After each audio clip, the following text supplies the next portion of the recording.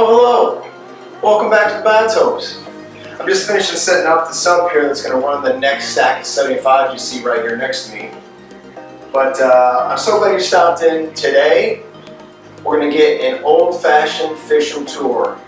It's a long time coming. We got a lot of great things going on in the fish room. Can't wait to share with you guys. Stay tuned. Alright, I thought we'd start outside. Before we go into the fish room, I've got a couple things going on here. One, this bucket of green water and bugs and whatnot is a crash Daphnia culture, and there's a couple snails in there, obviously some bugs. I left it out here overnight, and some leaves and stuff. I kind of want to see if it'll just turn into a green water culture, so I'm just leaving it outside for a couple days and see what happens. Maybe I'll get some mosquito larvae, maybe I'll just get some infusoria, so just want to see what happens with that. And then this I picked up on clearance. This is just a one of your typical house plants, and this one says it's from South America. Now, I'm not super up to speed on a lot of these types of plants, but Signoium podophyllum. So this is from South America. So what I'm going to do is I'm going to end up putting that in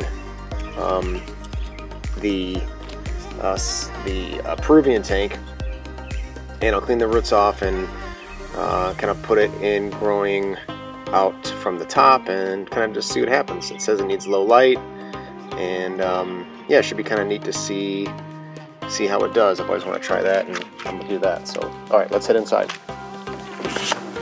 So I'll give you just an overview of the fish room.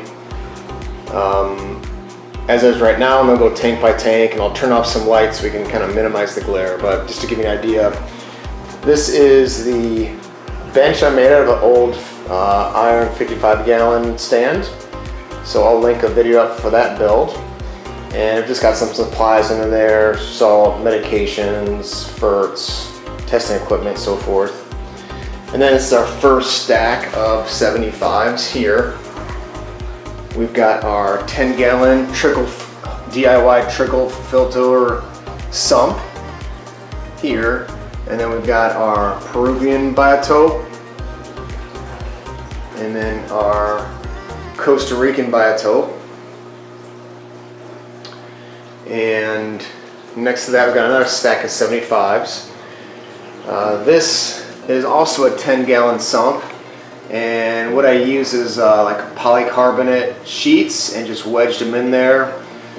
And I'm gonna see how it works. So the water will come in up here, be sucked under this sheet, over that. We got biomedia back under that sheet, up over the top, and then I got two pumps there where it heads out. So it seems to work fine. I've had it running just to test it out a little bit.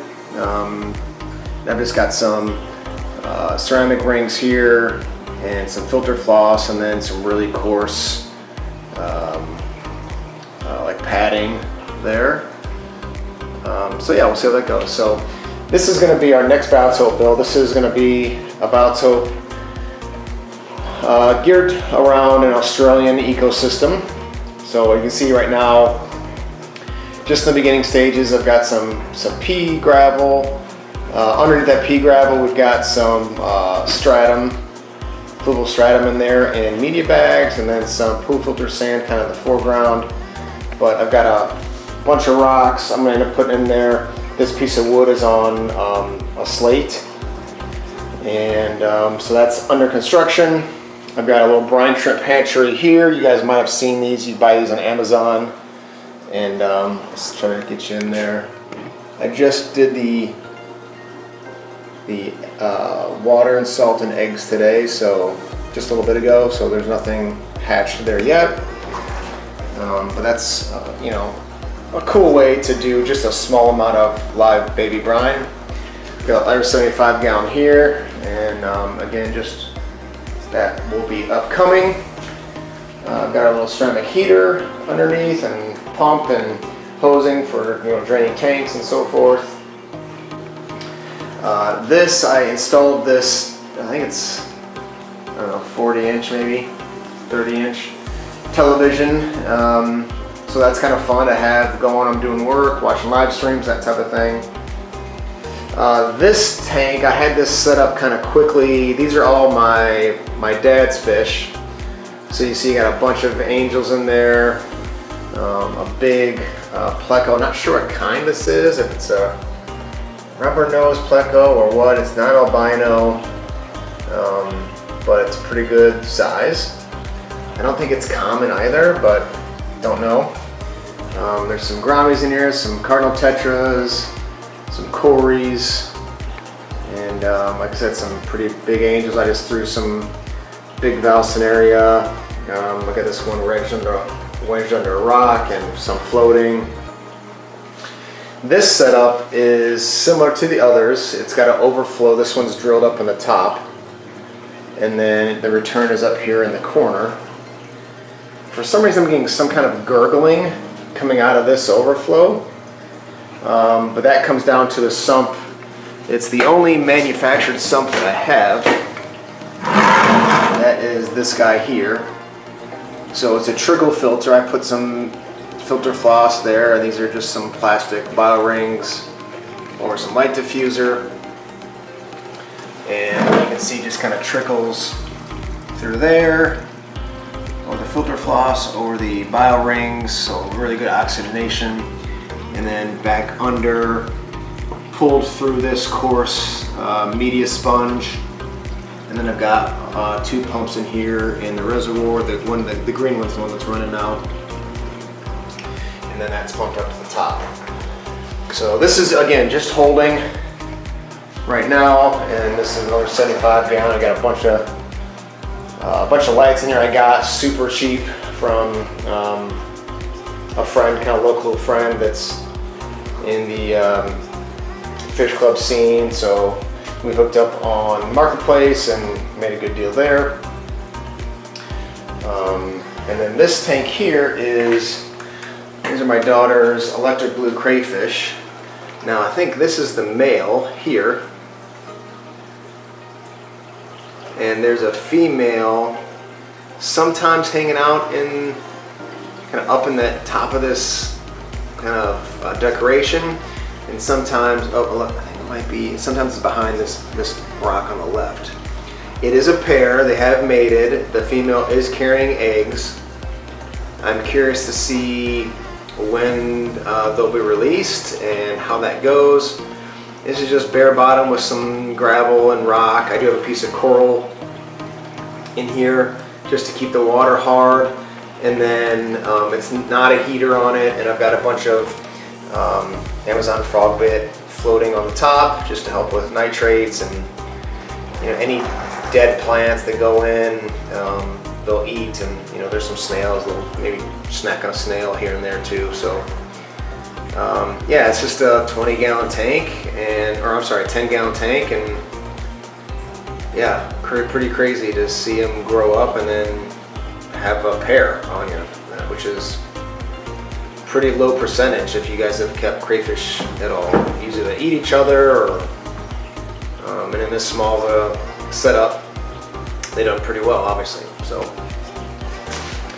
all right, next we'll go kind of bottom to top here. This is my group of 5 diamond tetras. I got these for free. Someone was just giving them away, and they're really nice. I'm not sure what I'm gonna do with them. I may try to breed them at some point, but other than that, I'm just kind of holding on to them. Maybe I'll set up an ecosystem around them someday, but I'm just holding some val in there. I got some big val. This val in the back is either Valsinaria rubia or spiralis. There's some really thick val, so it's pretty cool. I got that at auction recently. This here is my adult group of Pseudomiguel signifer. There's the big male there. And there's, I don't know, 7 or so in there. Some of these I've grown up from, bred them and then, grew them up. I think there's 2 females and maybe 5 males right now. And just some Java moss, some val. There is a Panageton bulb in there, kind of this lower left corner.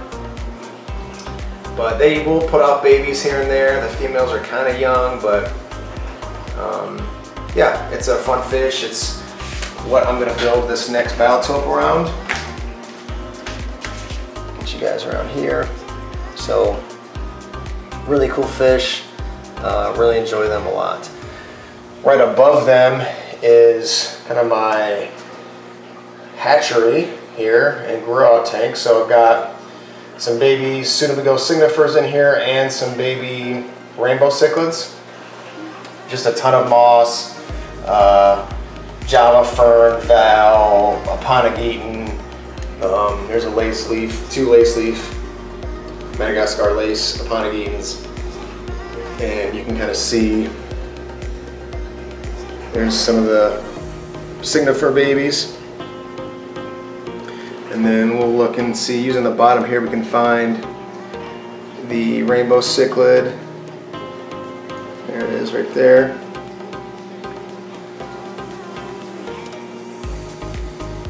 And they're grown up good. I've given them baby brine and crushed flake and decap brine and just some small pellet. And yeah, they do pretty well. So I don't know, I've got, sorry, I don't know, 15 or so, and maybe of each. And there's just a sponge filter in here and a heater. And yeah, so it's kind of my colony to grow these up. And you know, maybe some BAP points, the local club, that sort of thing. So yeah, they've done really well. There's one right there. Kind of see in the center of the screen. Focus here.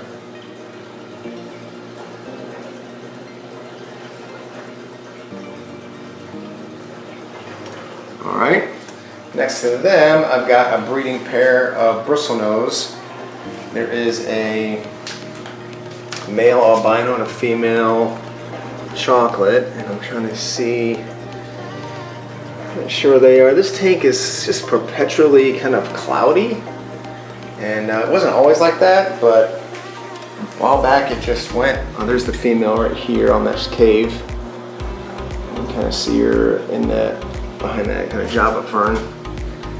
And the female will go in there and lay eggs. The male kicks them out. I have had like maybe one hatch just on its own.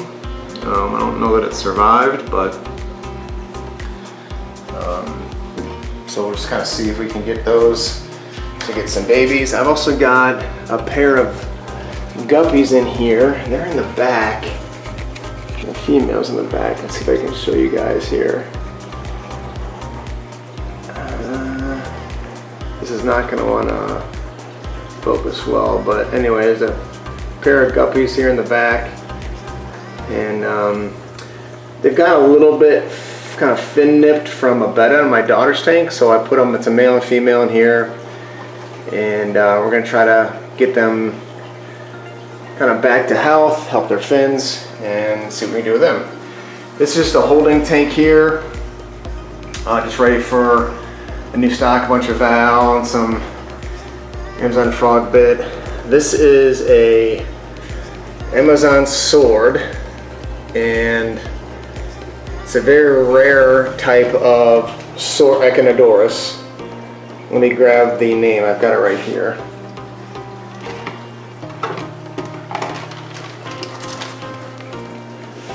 Okay, so this Echinodorus is the Iguazu 2009, and I got this at an auction, and I'm just kind of letting it grow up in here.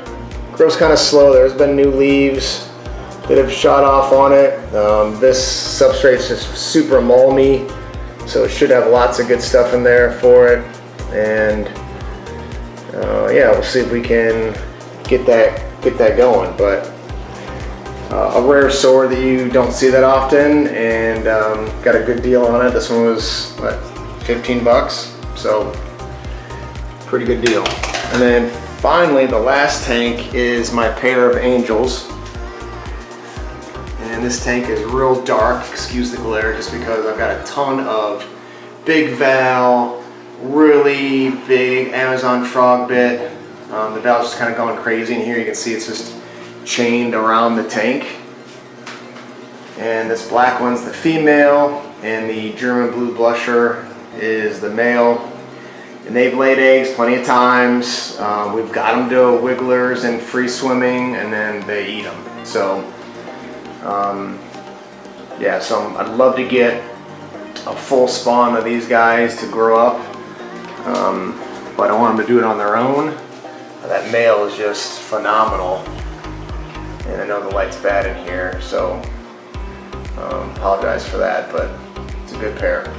So that's the fish room in a whole, and I think what I like to do is kind of go through some of the main tanks here and kind of give you some details on them. So I'm going to turn some lights off and then we'll check back in. All right, let's dive a little deeper here on this Peruvian biotope. So as you see, the setup here is kind of a high level on this side, kind of the riverbank, kind of going down to deeper water. That's the general gist of it. On the left, I've got several Amazon sword species. There's, I think, let's see, 1, 2, 3, 4, 5 kind of your normal Amazon swords, and then this red one in front is another somewhat rare one. Really have not seen this much at all. It's an Echinodorus Socarno. Here's the name here. And that's really doing pretty well. You can see it's got kind of the thin leaves like an Amazon sword, but it's kind of a ruffled edge, and it's got that red tint to it. So pretty cool sword there. And I will say, guys, I have not cleaned these tanks today or prepped or even wiped the glass down. So this is really kind of what you get on a day-to-day basis on these tanks. So I did not do any special cleaning for you. So on one hand, I apologize. On the other hand, I think it's important that you see these display tanks. They're living, breathing ecosystems, and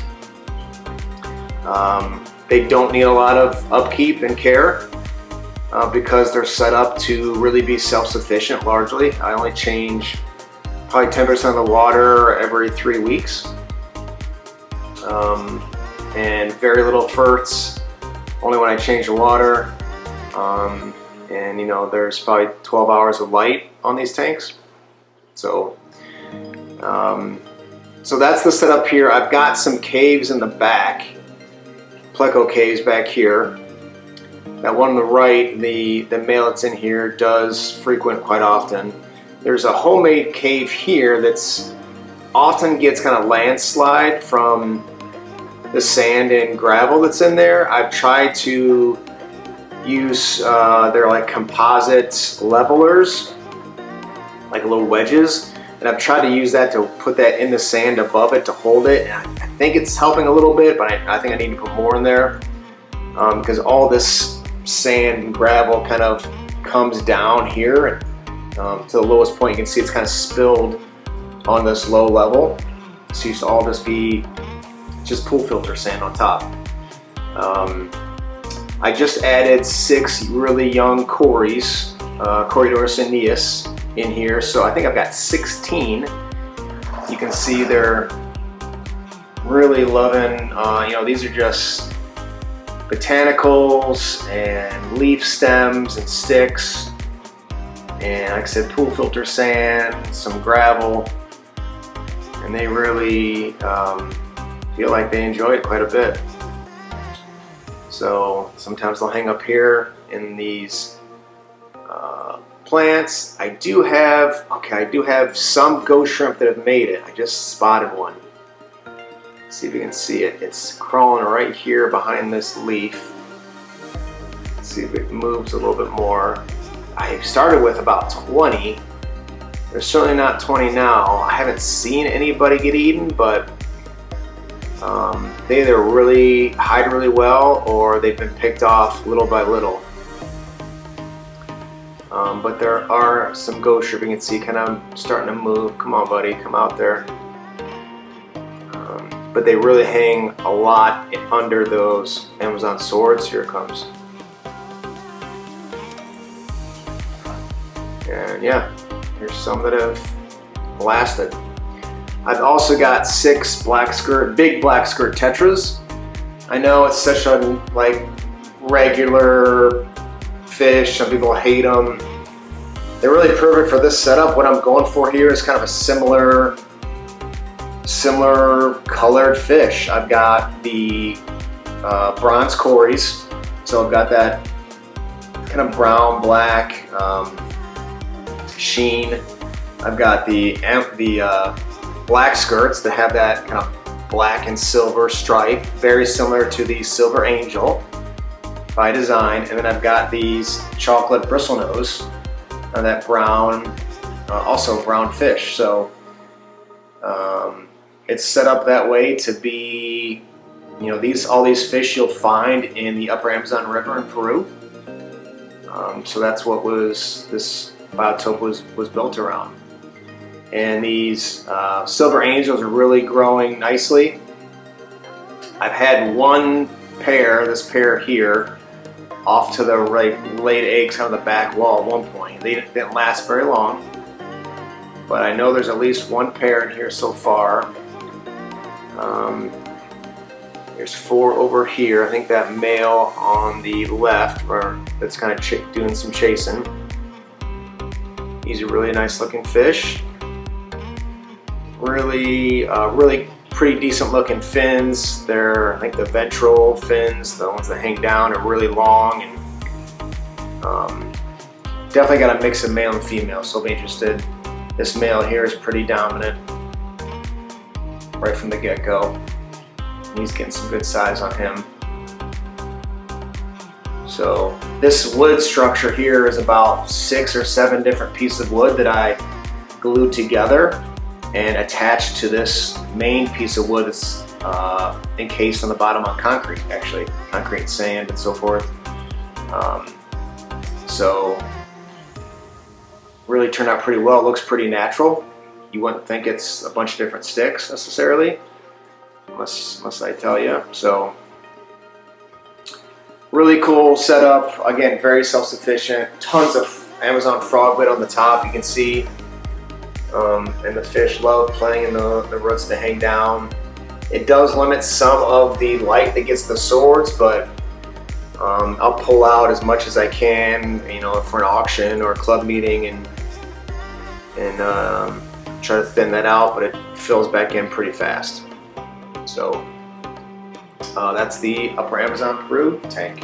Oh, and you'll see here, I think I'm gonna put that plant maybe in this little out opening and see how it does. So in the future we'll get you caught up on that.